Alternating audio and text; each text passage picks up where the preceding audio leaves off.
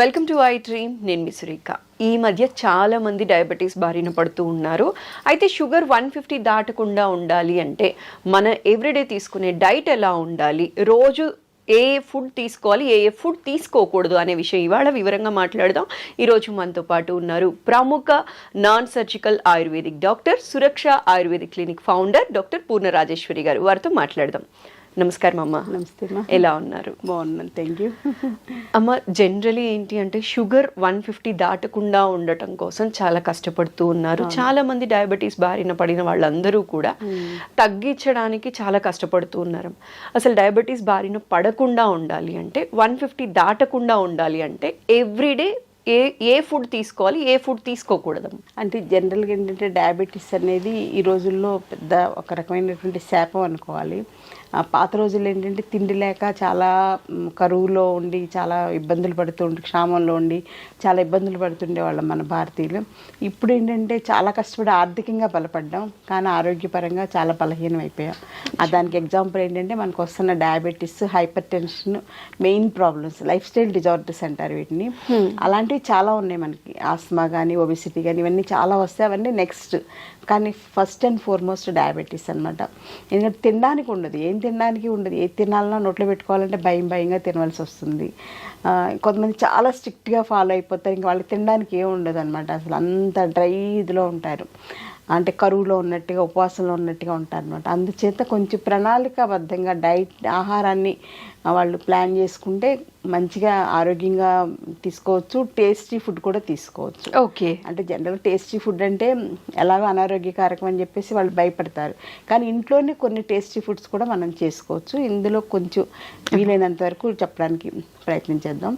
So ముఖ్యంగా ఏంటంటే వాళ్ళు ప్లాన్ చేసుకోవాల్సిన ఆహారంలో క్యాలరీస్, కార్బోహైడ్రేట్స్ అందరూ చెప్పేది తగ్గించేసేది అనేది చాలా ఇంపార్టెంట్. తర్వాత ఏంటంటే ప్రోటీన్స్ ఎక్కువగా ఉండాలి. తర్వాత అందరూ చాలామంది పట్టించుకోని విషయం ఏంటంటే పీచు పదార్థాలు ఎక్కువ తీసుకోవాలి. సో ఫైబర్ రిచ్ ఫుడ్, పీచు పదార్థాలు ఎక్కువగా ఆహారం తీసుకోవడం వలన డయాబెటీస్ని మనం మేనేజ్ చేసుకోవచ్చు. డయాబెటీస్ తగ్గడం అనేది ఏమి ఉండదు, మేనేజ్మెంటే. మనం మేనేజ్మెంట్ని కరెక్ట్గా మేనేజ్ చేసుకోగలిగితే చాలు అనమాట. అది చాలు. మెడిసిన్స్ ఎక్కువ వాడకుండా, మెడిసిన్స్ వీలైతే లేకుండా కనుక డయాబెటీస్ని మనం మేనేజ్ చేసుకుంటే మోస్ట్ సక్సెస్ఫుల్ పర్సన్ అని చెప్పేసి మనం అవార్డు ఇవ్వచ్చు అనమాట. లేకపోతే ఏంటంటే ఇన్సులిన్ డిపెండెన్సీ అవుతుంది, మెట్ఫార్మిన్ విపరీతంగా వాడుతున్నారు, గ్లైసిఫేజ్ మెడిసిన్స్ విపరీతంగా వాడుతున్నారు, ఇంకా స్ట్రాంగ్ మెడిసిన్స్ కూడా వాడవలసి వస్తుంది. ఆ మెడిసిన్స్ వల్ల సైడ్ ఎఫెక్ట్స్ చాలా ఎక్కువ ఉంటాయి, భయంకరమైనటువంటి సైడ్ ఎఫెక్ట్స్ ఉన్నాయి. కాబట్టి అవి తక్కువగా వాడుకునేలాగా మన డైట్ ప్లాన్ అనేది ఇంపార్టెంట్. మీరు అడిగిన డైట్ ప్లాన్ చాలా అవసరమ్మా. At the same time exercise plan కూడా చాలా అవసరం. ఎక్సర్సైజ్ అనేది మోస్ట్ ఇంపార్టెంట్. థర్డ్ ఫ్యాక్ట్ ఏంటంటే స్లీపింగ్ హ్యాబిట్స్. సో ఆహారం, వ్యాయామం, నిద్ర, ఈ మూడు కనుక కరెక్ట్గా ప్లాన్ చేసుకుంటే, ఆయుర్వేదంలో ఏంటంటే ఒక శరీరం మనిషి ఆరోగ్యంగా ఉంటారంటే త్రిస్తంభాలు అంటారు. త్రిస్తంభాలు ఏంటంటే ఆహారం, వ్యాయామం, నిద్ర. ఈ మూడు కరెక్ట్గా మేనేజ్ చేసుకుంటే ఎటువంటి వ్యాధులు రాకుండా ప్రివెంటివ్ కేర్గా మనల్ని మనం హ్యాపీగా ఉంచుకోవచ్చు, హెల్దీగా ఉంచుకోవచ్చు. అట్ ది సేమ్ టైం వ్యాధులు వచ్చినా కూడా మన మేనేజ్మెంట్ అనేది ఈజీగా ఉంటుంది అనమాట. సో దానికి ఏంటంటే ముందు ఫస్ట్ పాయింట్ డైట్ గురించి చూద్దాం. డైట్లో ఎర్లీ మార్నింగ్ లేచిన వెంటనే మంచినీళ్ళు తాగడం అనేది ఫస్ట్ స్టెప్. వీలైతే గోరువెచ్చటి నీళ్ళు తాగడం. తర్వాత సెకండ్ పాయింట్, రాత్రి కొంచెం పడుకోబోయే ముందు కొంచెం మెంతులు, జీలకర్ర, ధనియాలు నానబెట్టేసుకుని ఉదయం ఫస్ట్ డోస్గా మంచినీళ్ళు తాగడం అయిపోయాక 7-8 మధ్యలో ఈ నీళ్లు తాగేయడం అనేది ఇంపార్టెంట్. తినగలిగితే నమిలేసేసి మింగేసేయచ్చు. మెంతులు కానీ, ధనియాలు కానీ, జీలకర్ర నమిలి తినడం అంటే కొంచెం కష్టంగా ఫీల్ అయ్యేవాళ్ళు జస్ట్ ఆ వాటర్ తాగినా కొంతవరకు బెనిఫిట్ ఉంటుంది. ఒకవేళ తాగలేకపోతే దాంతో కొంచెం డికాక్షన్ లాగా, టీ లాగా పెట్టేసేసుకుని అందులో కొంచెం అల్లం ముక్క కూడా వేసుకుని, కొంచెం దాల్చిన చెక్క కూడా యాంటీ డయాబెటీస్గా బాగా పనిచేస్తుంది. వేసుకుని తాగడం అనేది ఒక టీ లాగా అనమాట. అంటే మామూలు మనం తాగే టీ పౌడర్తో టీ కాకుండా ఇలా టీ లాగా తాగేయచ్చు గోరువెచ్చగా. తర్వాత 9 లోపల బ్రేక్ఫాస్ట్ ఏంటంటే ఇడ్లీ లాంటివి సాఫ్ట్ ఫుడ్స్ కామన్ అని కదా, ఇడ్లీ కానీ, ఉప్మా కానీ అలాంటివి. సో ఇడ్లీ మామూలు ఇడ్లీ. ఉప్మా మాత్రం బొంబాయి రవ్వ ఉప్మా కాకుండా మొక్కజొన్న రవ్వ ఉప్మా కానీ, లేకపోతే ఎల్లో కలర్లో ఉంటుంది ఒక రకమైన రవ్వ, బన్సీ రవ్వ అంటాం, అది కానీ, లేకపోతే గోధుమ రవ్వ ఉప్మా కానీ, ఏదైనా ఎక్కువ క్వాంటిటీ కాకుండా ఒక 2 to 3 ఇడ్లీస్ సైజ్ అయితే అలా మామూలుగా 4 ఇడ్లీస్ తినేవాళ్ళు 3 ఇడ్లీసే తీసుకోవాలి. దాంతోపాటుగా ఏంటంటే వెజిటబుల్ సలాడ్ కానీ వెజిటబుల్ సూప్ కానీ తీసుకోవాలి. అంటే ముఖ్యంగా క్యాబేజ్ ఫైబర్ బాగుంటుంది కాబట్టి క్యాబేజ్ బాగా తీసుకోవచ్చు, క్యారెట్ వేసుకోవచ్చు, బీన్స్ వేసుకోవచ్చు, ఇంకేదన్నా మనకు అవకాశం ఉంటే వేసుకుని అవన్నీ ఉడకబెట్టేసేసుకుని అది కొంచెం ఉడకనివ్వాలన్నమాట. కొంచెం ఒక 5 minutes ఉడికాక అది వడకట్టుకుని సూప్ లాగా తాగేయచ్చు లేదా సలాడ్స్ లాగా తీసుకోవచ్చు. అందులో టేస్ట్ కోసం కానీ కొంచెం ఉప్పు వేసుకోవచ్చు, కొంచెం నిమ్మరసం కూడా వేసుకోవచ్చు, కొంచెం మిరియాల పౌడర్ కూడా వేసుకోవాలి. మిరియాల పౌడర్ కూడా డయాబెటీస్కి మంచిది కాబట్టి అలా తీసుకోవచ్చు. అది బ్రేక్ఫాస్ట్ టైంలో అంటే ఇడ్లీ క్వాంటిటీ కొంచెం తగ్గించుకుని ఆ ప్లేస్లో సలాడ్స్ తోటి ఫిలప్ చేసుకున్నాం అనమాట. అది ఒకటి. నెక్స్ట్ 11 o'clock ఆ టైంలో ఆఫీస్కి వెళ్ళినా పక్కన ఒక బాటిల్లో మజ్జిగ చేసుకుని పట్టుకెళ్ళాలి. ఆ మజ్జిగ కూడా ఏంటంటే రాత్రిపూట ఒక 1/2 liter పాలు తోడు పెట్టేటప్పుడు అందులో ఒక 2 స్పూన్లు మెంతులు వేసేసి తోడు పెట్టేసేయాలి. సో మెంతుల్లో ఉండేటువంటి యాంటీ డయాబెటిక్ యాక్షన్ అంతా కూడా పెరుగులోకి వచ్చేస్తుంది. సో మళ్ళీ పెరుగు వాడకూడదు, పెరుగు వల్ల కూడా డయాబెటీస్ పెరుగుతుంది. మజ్జిగే వాడుకోవాలి. సో మజ్జిగ చేసేసుకుని ఒక బాటిల్ నిండా పోసుకొని ఎక్కడికి వెళ్తే అక్కడికి మనం తీసుకెళ్ళిపోవచ్చు. మధ్యాహ్నం 11 o'clockకి ఒక 250 ml మజ్జిగ తాగేసేయాలి. 1 o'clockకి లంచ్ ఏంటంటే మనం మామూలుగా వైట్ రైస్ అనేది మోస్ట్ కామన్ కదా.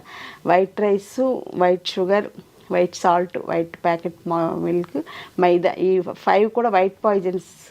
ఓకే, 5 వైట్ పాయిజన్స్ వల్ల డయాబెటీస్ మల్టిప్లై అవుతుంది అనమాట.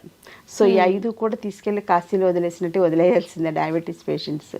సో ఈ 5 వైట్ పాయిజన్స్ వదిలేస్తే సగం శని వదిలిపోయినట్టు అనమాట. లేకపోతే ఆ వైట్ రైస్ వల్లనే డయాబెటీస్ బాగా పెరిగిపోతుంది. సో వైట్ రైస్ ప్లేస్లో మనం ఏంటంటే బ్రౌన్ రైస్ తీసుకోవచ్చు, లేకపోతే నవరార ధాన్యం అని తీసుకోవచ్చు, లేకపోతే రాజముడి ధాన్యం అని చెప్పేసి ఇప్పుడు చాలా వస్తున్నాయి. ప్రకృతి వైద్యం ద్వారా వచ్చేవన్నీ కూడా ఆర్గానిక్లో రైస్వే చాలా వస్తున్నాయి. ఒకవేళ అవన్నీ దొరకకపోయినా జొన్నలు వాడుకోవచ్చు, జొన్న రవ్వ ఉప్మాలాగా చేసుకొని తీసుకోవచ్చు, లేకపోతే గోధుమ రవ్వ ఉప్మా తీసుకోవచ్చు. అలా వీటికి ఆల్టర్నేటివ్స్ తీసుకుంటూ వీక్లీ ట్వైసే బ్రౌన్ రైస్ తినాలి. ఏ రైస్ అయినా వీక్లీ ట్వైసే. మిగిలిన రోజులన్నీ కూడా గోధుమ రవ్వ కానీ లేకపోతే జొన్న రవ్వ కానీ ఇలాంటి వాటితోటి అన్నంలా వండుకోవడం ఏదో ఒకటి అలా ప్రిపేర్ చేసుకుని తీసుకోవాలి. కానీ కర్రీస్ మాత్రం బాగా తీసుకోవాలి. ముఖ్యంగా పప్పు కంపల్సరీగా ఎవ్రీ డే లంచ్లో ఉండాలి. పప్పు ఆకుకూర కానీ పప్పు మునగాకు కానీ ఏది వీలైతే అది, టేస్ట్ కోసం పప్పు మామిడికాయ కానీ ఎలా వీలైతే అలాగా కందిపప్పు కంపల్సరీ తీసుకోవాలి. వారానికి ఒకసారి శనగపప్పు కూడా తీసుకోవచ్చు. ఓకే, అలా శనగపప్పును మనకి క్యాబేజ్ కర్రీస్ ఎలా చేసుకుంటాం కదా అలాంటివన్నీ తీసుకోవచ్చు. దాంతోపాటుగా లంచ్లో జాంకాయ కానీ లేకపోతే బొప్పాయి పండు కానీ ఏదో ఒకటి, అంటే టూ మచ్ క్యాలరీస్ ఉండేటువంటి అరటిపండు, సపోటా పండు, మామిడి పండు కాకుండా జామకాయ, పపాయ, నారింజ, యాపిల్ ఇవన్నీ కూడా అంటే మనం వెతుకుతుంటే చాలా దొరుకుతాయి. మనం చాయిస్ లేదనుకుంటాం కానీ మన అదృష్టితో చూడం అనమాట. అందరూ ఒకే టైప్ ఫుడ్కి అలవాటు పడిపోయాం ఇప్పుడు. అలా కాకుండా కొంచెం డిఫరెంట్గా ఆలోచిస్తే బోల్డ్ దొరుకుతాయి. సో అలా తీసుకోవాలి. అంటే కడుపు నిండాలి కదా.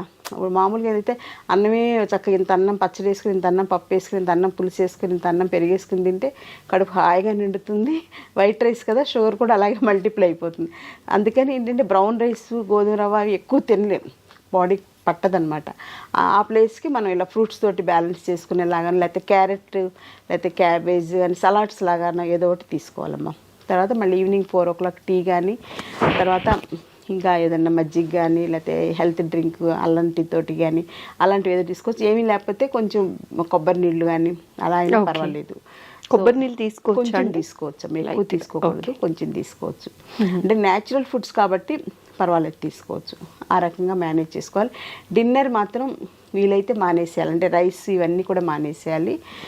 ఒకవేళ తినకుండా ఉండాలేనంటే చపాతీని కొంచెం కూర ఎక్కువ తీసుకోవాలి. తోటకూర కానీ, పొట్లకాయ కూర కానీ, సొరకాయ కానీ అట్లా ఎక్కువ కూర వేసేసుకుని అందులోకి 1-2 చపాతీలతోటి సరిపెట్టుకోవాలన్నమాట. లేదంటే రాగి జావ ఉంటుంది కదమ్మా, రాగి జావ బాగా ఎక్కువ క్వాంటిటీలో రాగి జావ కానీ, రాగి సంకటి కానీ అలాంటివి తీసుకుని కొంచెం మజ్జిగ తాగడానికి తీసుకుంటే సరిపోతుంది అన్నమాట. సో ఈ రకంగా డైట్ ప్లాన్ చేసుకోవాలి.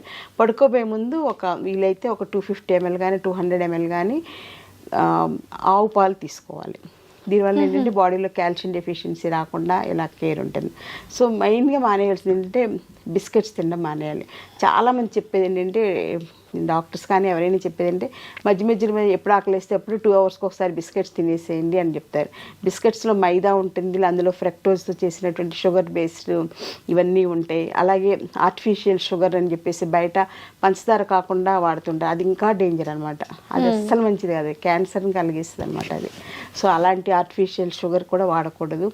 వీలైతే మానేసి నోరు అలాగా అలవాటు చేసుకుంటే ఆ చప్పిడిగా అలవాటు అయిపోతుంది. అలా ప్లాన్ చేసుకుంటే సరిపోతుంది. ఈ డైట్ ఇలా ప్లాన్ చేసుకుంటే షుగర్ మీరు అడిగినట్టు 150 దాటకుండా మనం కేర్ తీసుకోవచ్చు. అలాగే ఎక్సర్సైజ్ కూడా చాలా ఇంపార్టెంట్. Next step exercise. అలా ఎక్సర్సైజ్ మంచిది కదా అని ఎక్కువ ఎక్సర్సైజ్ చేయడం కూడా మంచిది కాదు. ఎక్కువ జిమ్కి వెళ్ళిపోవడం, ఎక్కువ వాకింగ్ చేసేసేయడం, ఎక్కువ యోగా చేసేసి అతి సర్వత్ర వర్జయత్. సో కొంచెం ఒక 20 to 30 minutes వాకింగ్. చిన్నవాళ్ళైతే బ్రిస్క్ వాకింగ్ చేయొచ్చు, కొంచెం పెద్దవాళ్ళైతే ఒక మాదిరిగా ఎండ తగిలేలాగా. ఎండ తగలడం అనేది చాలా ఇంపార్టెంట్ శరీరానికి, అదొకటి చాలా ఇంపార్టెంట్. తర్వాత ఏంటంటే యోగా కూడా ఇంపార్టెంట్. యోగాలో స్పెషల్ ఆసనాస్ ఉన్నాయి, పశ్చిమోత్తాసనం, ఇలాంటి ధనురాసనం, ఇలాంటివన్నీ కూడా ప్యాంక్రియాస్ మీద, తర్వాత మూత్రపిండాలు ఉంటాం కదా, కిడ్నీస్ మీద పనిచేసేలాగా ఉంటాయి. అవి స్పెషల్గా ఆయుర్వేదిక్ యోగా డాక్టర్ గైడెన్స్లో నేర్చుకుంటే కనుక యోగా కూడా రెగ్యులర్ యోగా అనేది చాలా ఇంపార్టెంట్. అలాగే ప్రాణాయామ సెషన్స్ ఉంటాయి, breathing exercises. So breathing exercise అని ఏంటంటే అందరూ అనుకున్నట్టు ఊపిరితిత్తులకి ఆక్సిజన్ అందడమే కాదు, ప్రాణశక్తి కూడా అందుతుంది అనమాట. అందుకే దాన్ని ప్రణవ ప్రాణాయామ అంటారు అనమాట. సో అలాంటి చెప్పే యోగా డాక్టర్స్ చాలామంది ఉన్నారు. అలాంటి యోగా క్లాసెస్ కూడా ప్లాన్ చేసుకుని 1 month గురువు పర్యవేక్షణ నేర్చుకుని తర్వాత వాళ్ళకి వాళ్ళు చేసేసుకోవచ్చు. సో థెరప్టిక్ యోగా చెప్పేవాళ్ళు కూడా డాక్టర్స్ చాలామంది ఉన్నారు. అందులో డయాబెటీస్ కోసం స్పెషల్గా ప్లాన్ చేసుకోవాలి. సో వాకింగ్ చేసుకోవాలి, ఎండ తగిలేలాగా యోగా చేసుకోవాలి, ప్రాణాయామం చేసుకోవాలి. ఎక్సర్సైజ్ అనేది 1 hour మినిమం. అలాగే ఆఫీసులకు వెళ్ళిన వాళ్ళు కూడా మధ్య మధ్యలో ఎప్పుడు గ్యాప్ దొరికితే అప్పుడు సుఖ ప్రాణాయామ కానీ ఏదో ఒకటి ప్రాణాయామ ప్రాక్టీస్ చేసుకుంటే చాలా మంచిది అనమాట. వైటల్ పవర్ పెరుగుతుంది మనలో ప్రాణాయామం వలన. సో దీంతో పాటుగా సౌండ్ స్లీప్. నైట్ 9:30 to 10 లోపల పడుకోవాలి. మార్నింగ్ ఫ్రెష్గా 4, 6, 7 లోపల లేవాలన్నమాట. ఇంకా 7 దాటి నిద్రలేస్తే అసలు వాళ్ళకి ఆ రోజంతా కన్ఫ్యూజను, మెటబాలిజం అంతా కూడా ఇర్రెగ్యులర్ అయిపోతుంది. సో డయాబెటీస్ అనేది మెటబాలిక్ డిజార్డర్ కాబట్టి మన శరీరంలో ఉండేటువంటి మెటబాలిజంని మనం కోఆర్డినేట్ చేసుకుంటూ అనుసంధానంగా ఆహారం, వ్యాయామం, నిద్ర ప్రణాళికబద్ధంగా చేసుకుంటే డయాబెటీని అధిగమించవచ్చు. అలాగే డయాబెటీస్ తోటి మేనేజ్ చేసుకోవచ్చు. డయాబెటీస్ వల్ల సో మెనీ కాంప్లికేషన్స్ వస్తాయి అన్నమాట. అంటే ముఖ్యంగా రెటినోపతి, నెఫ్రోపతి, న్యూరోపతి, ఇలాంటి కార్డియోపతి, ఇలాంటివన్నీ రాకుండా మనల్ని మనం కాపాడుకోవాలంటే మీరు అడిగినట్లుగా షుగర్ లెవెల్స్ ఫాస్టింగ్లో 150 80% దాటకుండా కేర్ తీసుకోవాలి. అలాగే కొంచెం టేస్టీ ఫుడ్స్ కూడా ఇంట్లో చేసుకోవచ్చు. మనం సపోజ్ బయట చెత్త బిర్యానీ తింటూ ఉంటారు, అలా కాకుండా మనం ఇంట్లో వెజిటబుల్ బిర్యానీ, ఎక్కువ క్యాబేజ్ ఇవన్నీ ఎక్కువ వేసి, క్యాబేజ్ కానీ క్యారెట్ కానీ ఇలాంటివన్నీ వేసుకొని, బీన్స్ ఇవన్నీ ఎక్కువ వేసుకోవాలి. కొంచెమే రైస్ వేసుకోవాలన్నమాట. ఆ రైస్ వెజిటబుల్స్ ఎక్కువ ఉంటాయి అప్పుడు అలాంటి బిర్యానీ మనం టేస్టీగా చేసుకుంటే చాలా బాగుంటుంది అనమాట. బయట దొరికే వాటికన్నా కూడా. బయట ఏంటంటే వాళ్ళు కలర్స్ వేస్తుంటారు, కెమికల్స్ వేస్తుంటారు రుచి కోసం ఎక్స్ట్రా. అవన్నీ కూడా శరీరానికి చాలా డ్యామేజ్ చేస్తాయి. ఎంత అంటే రకరకాల వ్యాధులు వస్తాయి, డయాబెటీస్, ఒబెసిటీ ఇవన్నీ ఎలాగో వచ్చేస్తాయి. వాటిని అధిగమించి క్యాన్సర్ లాంటివి కూడా ఈ ఫుడ్స్ వలన వస్తున్నాయి. కాబట్టి అందులో ఫుడ్స్లో వేసే కలర్స్ మోస్ట్ డేంజరస్ అనమాట. బయట ఫుడ్స్ 100% మానేస్తే డయాబెటీస్ మనం సగం తగ్గించే సక్సెస్ అయినట్టే. ఇంకా మిగిలిన సగం ఇంట్లో మంచిగా మనం డైట్ ప్లాన్ చేసుకుంటే హ్యాపీగా డయాబెటీస్తో కలిసి సహజీవనం చేస్తూ అది మనల్ని బాధ పెట్టకుండా మనం ఆరోగ్యంగా ఉండేలాగా జాగ్రత్త పడవచ్చు.